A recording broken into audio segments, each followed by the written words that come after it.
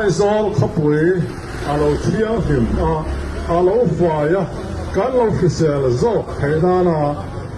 dur tlang no thotlang le local council kai shuaya he tiang ma in la hi aro pui lai ka hria